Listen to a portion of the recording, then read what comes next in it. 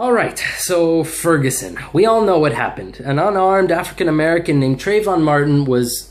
No, wait, sorry, that was Florida. All right, so my bad. John Crawford was... No, wrong again. That was Ohio. What was his name? Michael Brown. That's it, Michael Brown. He was gunned down by a white police officer in Missouri. Similar to lots of other cases over the past, I want to say, forever. Racism against people with black skin has been around in America since the first Europeans set foot on its shores. And even now, there are obviously still white people, including among the police, who discriminate against African Americans simply for being black. Racism is certainly a collective conversation that needs to continue across the United States, but as we try to make progress on the nation's collective view of those who are different from us, we should also be talking about what this case means for police conduct and training. The world of security, and even the very meaning of the word, is changing at breakneck speed, and government policy, as with many other issues, isn't keeping up. As we've seen in Ferguson, the failure to progress and develop how we view the issue of security has resulted in one of America's worst fears. Police have become highly militarized and can be lawfully deployed in the streets to clash with the civilian population. Now, obviously there's still enough checks and balances and good intentions that the odds of such an incident resulting in the sort of massacres seen elsewhere in the world are slim to none. I definitely don't mean to suggest that fascism is about to take over the United States, but police reaction to protests in Ferguson also definitely did little to serve or protect the community.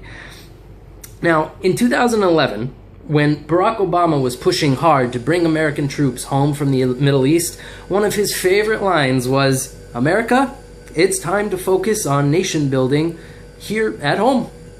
In fact, nation building was a very popular term over the course of the wars in Iraq and Afghanistan. When I watched the documentary Restrepo and its sequel Korangal, the thing that surprised me the most was the extent American troops went to acting as diplomats as well as combat soldiers in Afghanistan.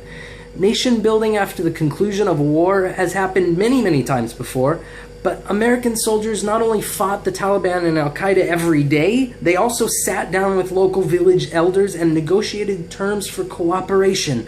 They discussed how to build infrastructure for the community. They made joint decisions on security measures needed to be taken to protect the people, and they worked together to make their assigned areas better places.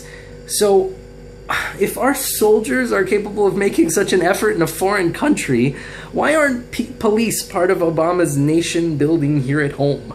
Certainly police should be a force for the deterrence of crime, and some cases do in fact require swift and aggressive action for the safety of the community. But at the moment, the balance between deterrence and disassociation with the civilian population has swung severely to the side of deterrence. We should be discussing how police can better serve their communities, not how many armed invaders they can repel with military-grade equipment. Now, I'm no expert on police, but even I can throw out a suggestion to get the conversation rolling. Here we go. Okay, instead of, or perhaps in addition to sensitivity training, why aren't officers required to spend a certain number of hours per week volunteering in the community at soup kitchens or homeless shelters, anything really that will get them among the people and familiar with the issues that face their communities? Just a little compassion and understanding for the difficulties faced by some of the members of the community would make officers a lot less likely to shoot on sight. Thanks for watching. I'll see you next time.